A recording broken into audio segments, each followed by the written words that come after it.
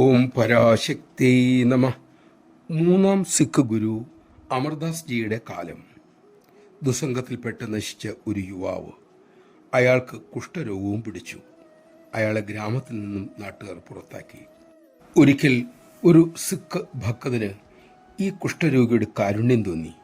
അയാളെ ഗുരു അമർദാസിനെ ദർശിക്കാൻ കൊണ്ടുപോയി. അവർ പുണ്യനഗരത്തിലെത്തി. അപ്പോൾ ഭക്തനൊരു സംശയം തോന്നി. ഈ കുഷ്ഠരോഗിയുമായി ചെന്നാൽ ഗുരുവിന് അതൃപ്തിയാകുമോ?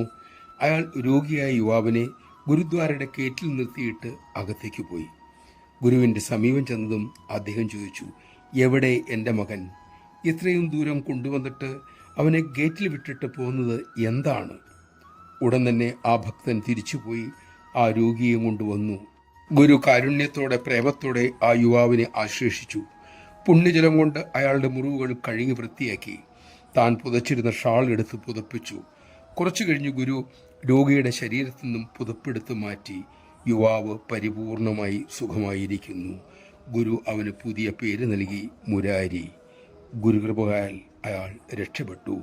ആ മഹാരോഗം എന്നേക്കുമായി ഇല്ലാതാകുകയും ചെയ്തു.